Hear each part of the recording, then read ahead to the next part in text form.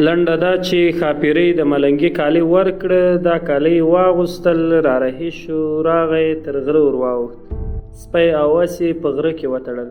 ښاپیریانې دواړې د غره پر سر ورته کېنستلې، اس او سپی یې ګوري. دی کلي ته راغی، د ملنګ پر ډول کور پر کور ګرځي، فقر غواړي. هله هله څو د خسر پر کور پېښ شو چې غږ یې کړه چې مېرمنې خیر راوړه.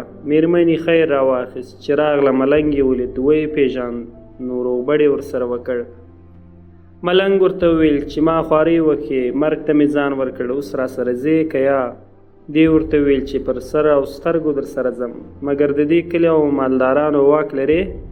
که را خبر شول تر هر ځای چې وي راپسې ځي، چې هر ځای مو پیدا کړي دواړه وژني. ده ورته وویل چې هلته په غره کې ما اس درولی، ته فقط تر هغه ځایه پورې ځان را ورسوه، زیاتې ټولو ما ته پرېږده، ما یې چاره کړې ده، زه به د مخه لاړ شم، ته پسې له شا راشه. دې ورته وویل ښه دی.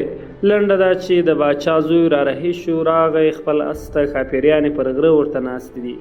مېرمنې هم دستي کور کار سره جوړ کړ، ډېرې روپۍ ورسره راواخیستلې، خپله باغچه یې هم په بغل کې ونیوله، په خپل مېړه پسې راووتله، هله هله څو پسې راورسېدله.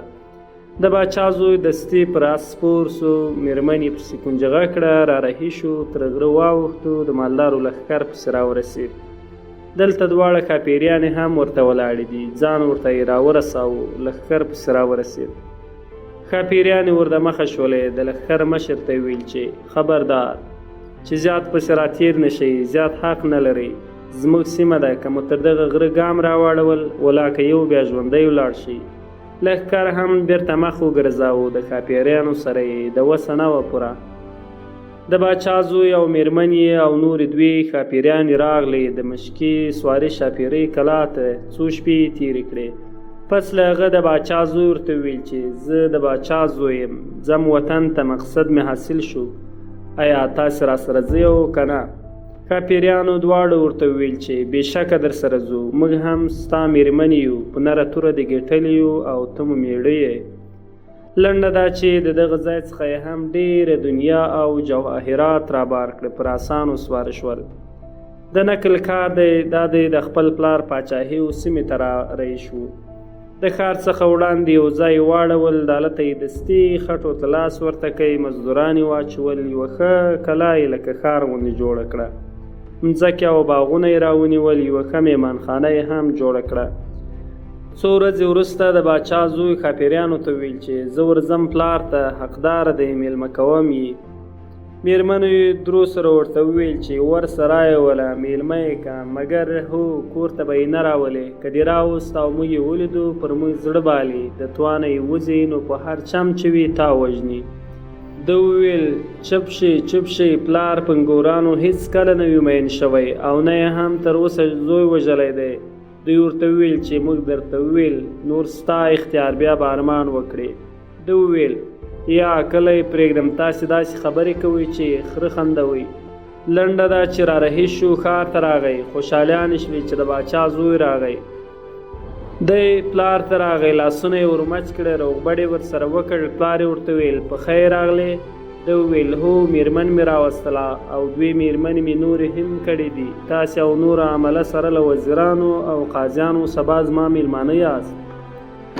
پلار یې حیران ولاړ، ورته ویې ویل چیرې مې بیایې او ښځې دې چیرې دي؟ ده ورته ویل چې زه جلا ځای لرم، نوی ښار مې اچولی. پلار ویل ښه دی. لنډه دا چې سبا باچا او آمده او نوره سپاه د ښار راووتله. خوشحالي ده چې د باچا زوی راغلی دی او باچا یې مېلمه کړی. څه سره به دې ګرځوم، دا دی کلا ته راغی. د کلا د مخه ښه فرشونه هوار دي، کښېنستل، ماښام شو، ډوډۍ یې وخوړه، هغه نور یې رخصت کړه، باچا یې کور ته بوت. باچا چې کلا ته ننوت، د خپلې انګورانې یې ولیدې، دستي زړه بایلود، خو غږ یې دم در حاله ونه کړ. روغبړ یې ورسره وکړ، شپه تېره شوه، و باچا اور لګېږي، تمامه شپه یې په چور تېره شوه او په دې فکر و که پردی وای خو په زوره به مې دا ښځې ورڅخه خلاصې کړې وای، یا به مې هم په یوه بهانه وژلې وای، ده سره به اوس څه کوم؟ په هر صورت سهار باچا رخصت شو. زوی ته یې ویل چې ته نه راسره ځې؟ ده وویل یا، زه دلې خوشحاله یم، دلې دښتې ښکار کوم. باچا ولاړ ښار ته. دې ښاپیریانو ورته وویل چې زموږ په خوله دې ونه کړه، اوس ته خبر اوسه چې باچا پر موږ زړه وبایلل، ضرور ده چې یو چم درته جوړوي، وژنې دي، نور ستا خوښه. ده وویل چوپ شئ چوپ شئ، دا خبرې مه کوئ. باچا هلته دستي ماښام قاضي پټ راوغوښت، حرمسرای ته یې راوستل، ورته ویې ویل چې د دغه زوی مرګ به راته روا کوي او دا مېرمنې به یې هم راته روا کوي، که نه وي ولاکه د ژوند څکه راڅخه وکړي، پرېږدم دې هم نه. قاضي فکر وکړ چې وژنې دي او پر ناروا څنګه د روا حکم وکړم. نو یې باچا ته وویل چې راشه یو چل ورسره وکړه. ده وویل څه چل؟ قاضي وویل چې حال ورولېږه ورته وراځه ښکار ته چې بودي ته یې دښته یې وباسه چې خورا لرې وي او څه آبادي او اوبه ورنږدې نه وي. سکاو پوه کړه چې ټکی اوبه ورنه کړي او غرمه هم تروه خواړه ورباندې وخوري چې خورا تږی شه او ډېرې ستړی هم که یې د سکاو څخه اوبه وغوښتې، سکاو دې ورته ووایه چې دا یوه سترګه دې کاږم نو دې اوبوم، چې سترګه یې ځینې وښله نو دې لا تروې د مالګې اوبه ورکړې چې ښه پسې تږی شي. بیا دې ورته ووایه چې دا بله سترګه دې هم کاږم، بیا دې اوبوم. چې ړوند مو کړ پر هغه دښتې پرېږدئ، هلته یې درندګان خوري، ګورانې به در پاته شي، په خون به هم اخته نه یې. ده وویل ښه دی قاضي، لنډه دا چې سهار یې حال ورکړ چې موږ ځو ښکار ته، د میلې ښار مو ایستلی، ته به هم چټک راشي چې ټول تا ته ولاړ دي. د باچا زوی هم پر خپل اس سپور شو، خپل د ښکار سپی یې ورسره رارهي کړ. دا دی د پلار سره یو ځای ولاړ، ښکار ته یو دښتې پسې راواخیستی چې سر او پای یې نه معلومیږي. زوی ورته وایي چې اوبه نشته، زیات څه کوو چې په دې دښته کې سفر کوو. زوی ورته وایي چې نور څه کوو، اوبه نشته، نور به مخته نه ځو. پلار یې ورته وایي چې د دې په پا کې وچې نه ده، ډېرې هوسۍ او غرڅه ورته راځي، اوبه څښي، هلته به ورشو، ښه ښکاره به وکړو. څه سر دې ګرځوم، خورا یې لرې بوت، یو ځای یې پیاده کړ، اس یې بل نوکر ته ورکړ، دوی پیاده را رهي شو. هله هله ټکنده غرمه ده، خورا ګرمي شوله، ستړی هم شو، تږی هم شو. سکاو ته یې ویل اوبه راکړه. سکاو ورته وایي چې نه، اوبه نه درکوم، باچا حکم کړی چې دا چول دی، اوبه لږ دی، هېڅ چا ته یې مه ورکوه. بیا یې یو 2 ساعته ځان ټینګ کړ، حلقې وچ کلک شو، ویل اوبه راکړه.